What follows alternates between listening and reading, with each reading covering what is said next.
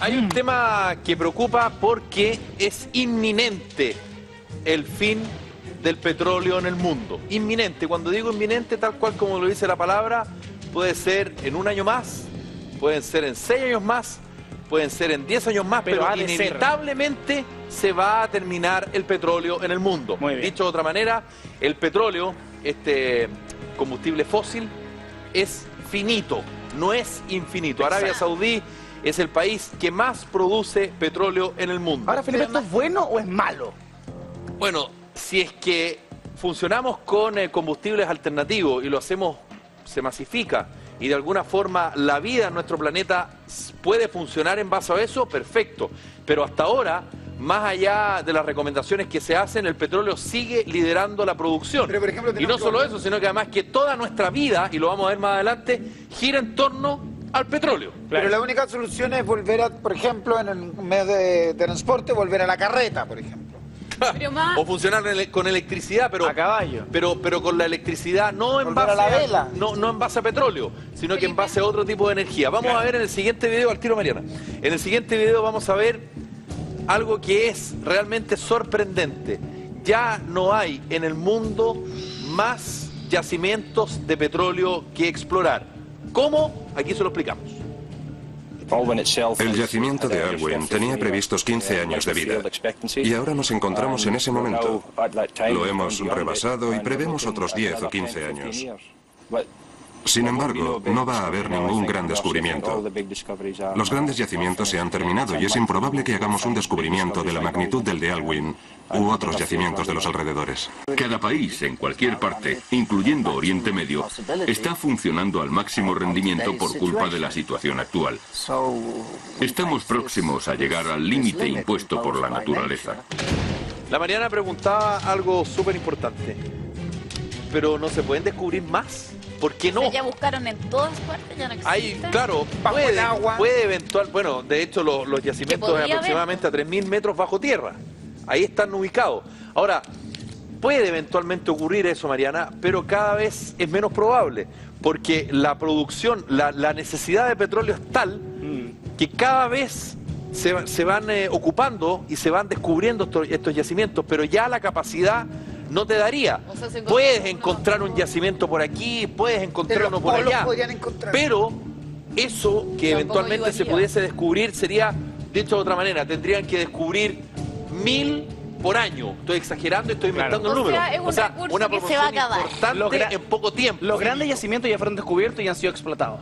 Y están siendo explotados y en algún momento se va a terminar. Ahora, dentro de todo esto, lamentablemente para algunos, afortunadamente para otros, quienes hacen negocio, la demanda de petróleo sigue aumentando. Pero la producción sigue siendo la misma, y no solo eso, sino que además cada vez menos. Las reservas son las que ayudan a mantener la producción. Vamos a ver el siguiente video porque aquí donde de alguna manera se demuestra y se comprueba esta dicotomía entre la demanda, que es mayor a la producción. Aquí está. Muchos economistas mantienen que si quieres más petróleo, perfora más pozos petrolíferos. Y eso encaja con el comportamiento normal de la economía. Si sube el precio de las patatas, entonces cultiva más patatas. Sin embargo, en el caso del petróleo, se trata de un recurso finito. La cantidad que existe es limitada. Solo se da en ciertas partes del mundo por razones geológicas que conocemos bien. Así pues, la necesidad de petróleo no conlleva un aumento de la producción. Paradójicamente, cuanto más alto es el precio, menor es el incentivo que tienen las compañías y los gobiernos para producirlo a gran escala, porque les permite reservarlo para el futuro, al mismo tiempo que obtienen grandes beneficios. Eso es muy interesante lo que él dice. ¿Por qué? Porque al igual que lo que hace China con el cobre, China no solamente compra cobre para la construcción y para una serie de productos que se necesita el cobre, sino que además lo compra para reservarlo. Y el petróleo pasa exactamente lo mismo. Claro, como la Organización de Países Exportadores de Petróleo, la OPEP. ¿Qué es lo que hace la OPEP? Bueno, produce, pero no entrega toda la producción que se está pidiendo. Y en algún momento eso, ¿qué provoca? Que el precio suba. Y cuando el precio sube, tú lo vas soltando y por ese mismo barril, tú pagas o estás dispuesto a pagar aún más. Ahí lo que el ejemplo que él decía. Si, por ejemplo, es atractivo el mercado de la papa, es cosa que tú plantes papa. Sí, pues, pero la Cada vez diferencia más, es que acá no puede. porque la demanda Claro. te va a llevar a eso. Pero ahora tú no puedes cultivarlo, cultivar el petróleo, claro. porque lo que acabamos de ver, los yacimientos se están terminando. Claro. Es lo mismo que va a pasar en algún minuto con el agua. Con el agua, tal cual. ¿Por qué? Porque son recursos finitos. Y por eso son tan importantes Entonces, los hay que buscar- nucleares en nuestro país. ¿Y Exactamente. hay algo alternativo que podríamos Eso. usar? No, Sí, los se paneles ocupa. solares. ¿Por qué no volvemos al Se carbón de se nuevo? ocupan las energías renovables Carbón. no convencionales, las energías que son denominadas energías limpias. Sin embargo, el petróleo sigue liderando todo. Y claro, está el gas, claro, está el viento, claro, están las corrientes, pero en proporción el petróleo es muchísimo mayor. Pero antes- Y al final tú igual te aseguras con el petróleo, que además es más sucio, pero es más barato.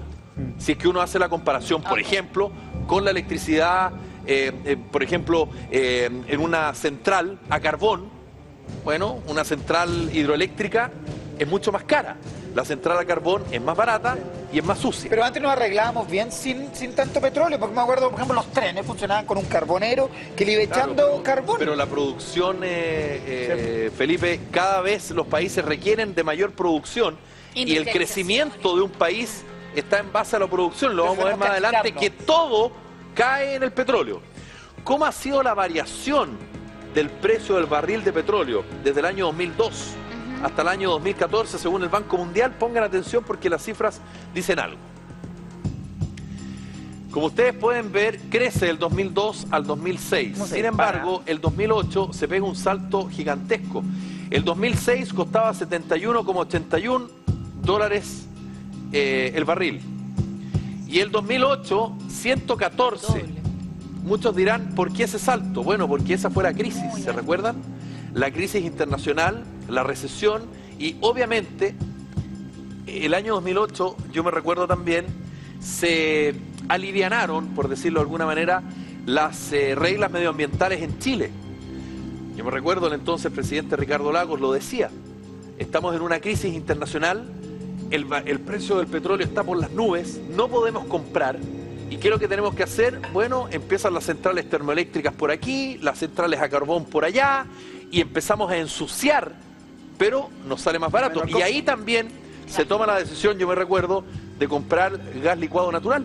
Sí. Gas natural licuado. ¿Se recuerdan que hasta el día de hoy, por supuesto, A los se está comprando? argentinos. Y los argentinos nos cerraron la llave de paso. ¿Se recuerdan, no? Y Señor. generó toda una polémica. Bueno, y ahora, el año 2014, está en aproximadamente 112 dólares el barril.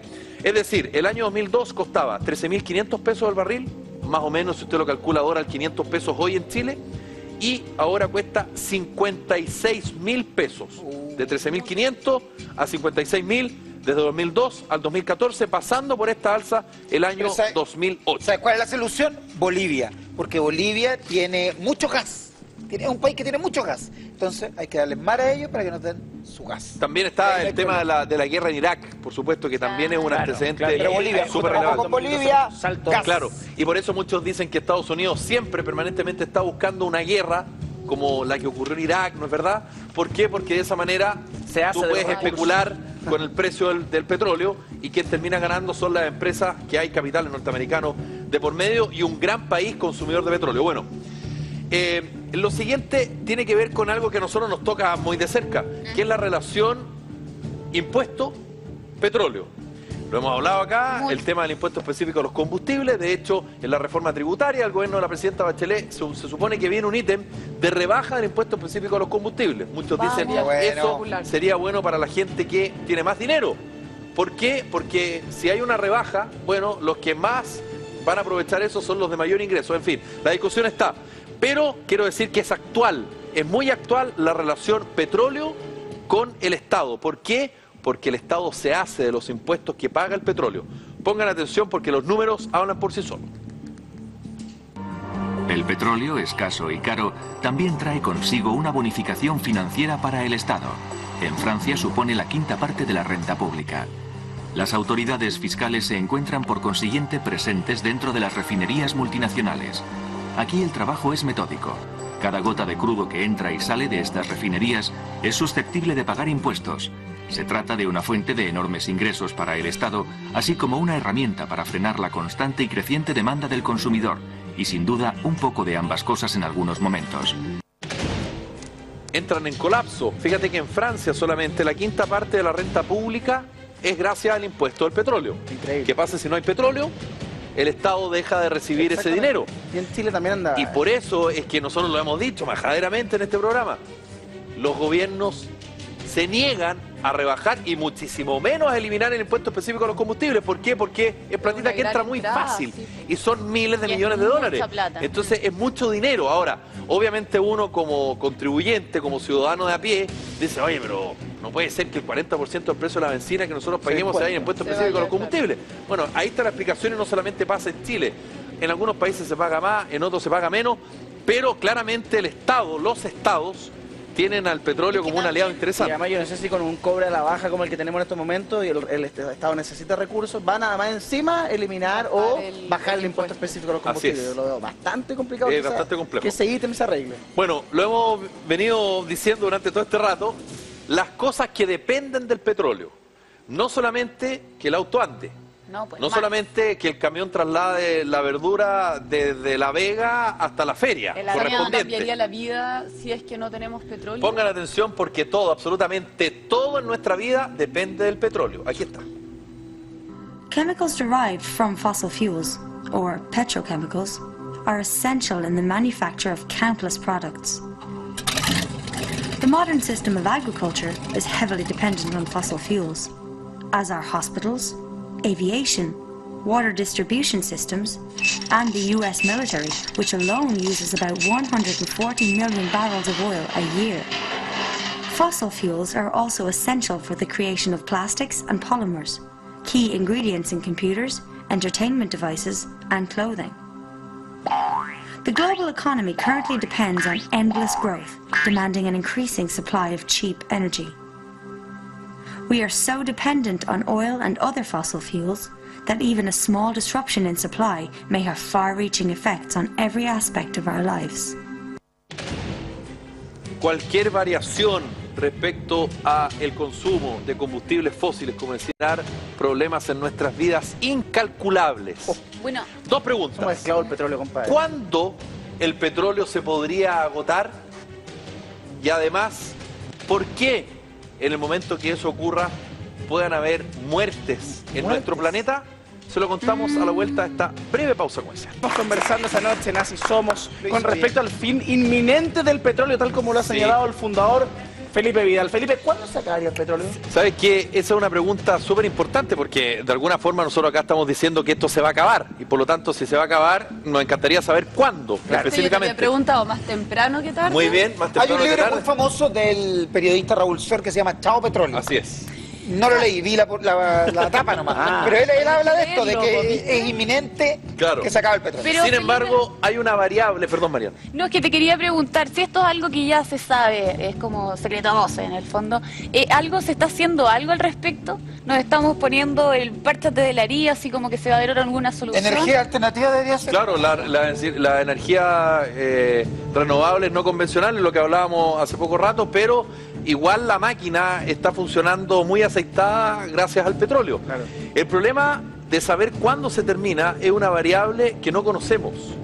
Nadie sabe cuál es la producción de petróleo a nivel mundial. ¿Saben por qué? Porque cada estado lo tiene como un secreto de estado, valga la redundancia. Para evitar la especulación. ¿Y sabes tú cómo puedes controlar la cantidad de petróleo que hay? Haciendo un cálculo, un estimado. A la antigua, cuando salen los camiones tú vas anotando más o menos la cantidad. Pongan atención a lo siguiente, mira. Los galones.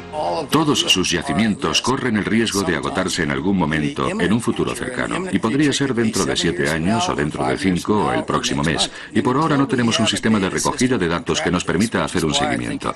Por eso creo que es fundamental que se sigan las recomendaciones de organismos como la Agencia Internacional de la Energía, Naciones Unidas, el FMI y el G7, sobre la necesidad de disponer de datos concretos de producción y existencias, yacimiento a yacimiento y pozo a pozo. No me importa si esos países declaran que se trata de un secreto de Estado. Si se trata de un secreto de Estado, deberían ser considerados proveedores poco fiables. proveedores poco fiables si es que eso es secreto de Estado. Ojo, son los únicos que proveen. Estados Unidos sabe exactamente. Sí, por algo está ahí. El problema es que cuánto queda. Se generaría un caos en la bolsa, me imagino. Todas las bolsas se caerían, se dispararían, habría un cataclismo económico. Claro, pero siempre la información, y lo hemos hablado acá en este programa, es poder. Y quien tiene la información maneja el poder. Y claramente Estados Unidos sabe exactamente cuál es la producción de petróleo a nivel mundial. Yo lo decía antes de irnos a comerciales. ¿Por qué, si es que en algún momento la cantidad de personas que requiere petróleo es mayor? En algún momento va a pasar, y de hecho está pasando ahora, porque ahora se está funcionando con reservas. Se requieren 90 millones de barriles diarios. 90 y se producen 80. ¿De dónde salen los otros 10? De la reserva, de lo que hablábamos hace poco rato. Pero ¿qué pasa si es que se termina el petróleo? ¿Qué pasa con la vida humana? Pongan atención a lo siguiente. No hay que tener más hijos tampoco. Has a finite carrying capacity. This is the number of animals or people that can live there indefinitely. If a species overshoots the carrying capacity of that area, it will die back until the population returns to its natural limits. The world has avoided this die-off by finding new lands to cultivate or by increasing production, which has been possible largely thanks to oil.